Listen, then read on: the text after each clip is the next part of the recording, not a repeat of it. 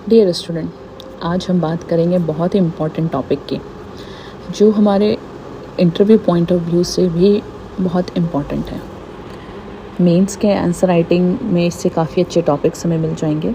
इसके साथ ही इंटरव्यू के पॉइंट से ये बहुत ज़्यादा अच्छा है। क्यों? क्योंकि ये टॉपिक है इंडिया तालिबान रिलेशन, जो अभी काफ़ी ज़्यादा न्यूज़ में है, जो हमारे फॉरेन पॉलिसी या डिप्लोमेसी से रिलेटेड है। हम इन्हीं पे आज बात करने वाले हैं। ये टॉपिक जो है ये फॉरेन पॉलिसी डिप्लोमेसी एंगल से बहुत ज़्यादा इम्पॉर्टेंट है, क्योंकि इस पे बहुत डिबेट हो सकते हैं कि तालिबान रिजीम को इंडिया का डिप्लोमेटिक लेजिटिमेसी देना चाहिए या नहीं। इसके साथ ही इसके कुछ स्ट्रैटेजिक इंटरेस्ट भी हैं।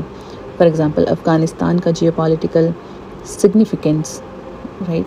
इसके साथ ही सिक्योरिटी एंड काउंटर टेररिज्म की भी बातें इस टॉपिक पे हो सकती है, जैसे कि इंडिया का तालिबान के साथ रिलेशन कैसे इंसर्जेंसी, रेडिकलाइजेशन या बॉर्डर सिक्योरिटी पे इफ़ेक्ट करेगा।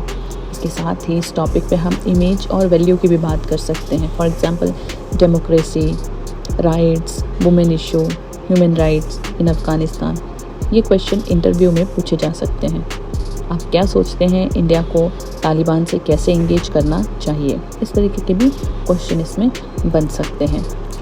तो इसी टॉपिक को आज हम बहुत क्रूशियल और एक ट्रेंडिंग वे में, जो फॉरेन पॉलिसी टॉपिक पर डिपेंड करता है, उससे समझेंगे।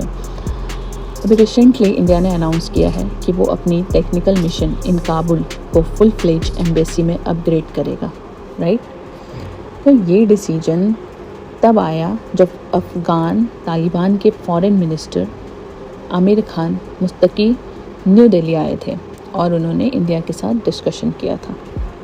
लेकिन इस पे पहले कुछ बैकग्राउंड समझना ज़रूरी है, जैसे कि जब 2021 में तालिबान रूल आया, इंडिया ने अपनी एम्बेसी काबुल में बंद कर दी थी और उससे डाउन ग्रेड करके टेक्निकल मिशन रखा था।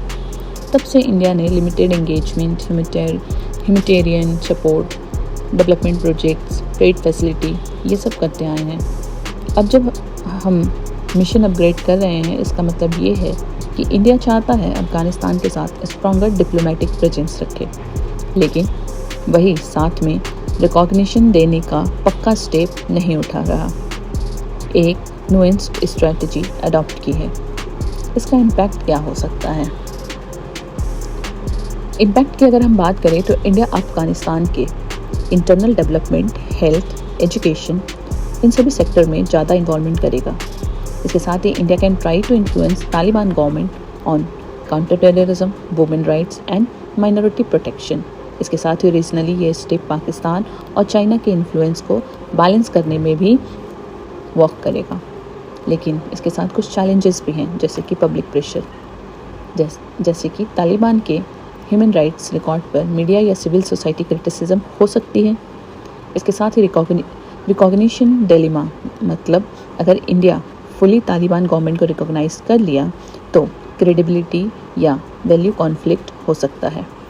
इसके साथ ही सिक्योरिटी एंड लेजिटिमेसी, जैसे कि तालिबान का कंट्रोल स्टेबल है या नहीं और उनके इंटरनल डिवीज़न क्या है, इन सब पर इन्फ्लुएंस करना मुश्किल हो जाएगा।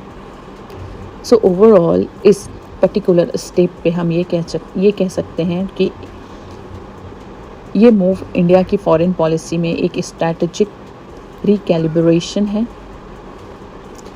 यहाँ वर्ड को काफ़ी ध्यान से सुनिए, ये स्ट्रैटेजिक रिकैलिब्रेशन है, ये अग्रेशन नहीं है। ये अग्रेशन नहीं है, ये प्रैग्मेटिज्म भी नहीं है, ठीक है। ये अग्रेशन नहीं है, प्रैग्मेटिज्म है। भारत चाहता है कि वो अफ़गानिस्तान में फिर से अपना प्रेजेंस मजबूत करे, लेकिन दूरी बैलेंस बनाए रखें। अगर आपको ये टॉपिक समझ आता है तो आप भी इस पे अपने परसेप्शन, अपनी राय हमें कमेंट बॉक्स में बता सकते हैं। इवन ये भी बताएं कि in which area should India focus most in Afghanistan. Thank you.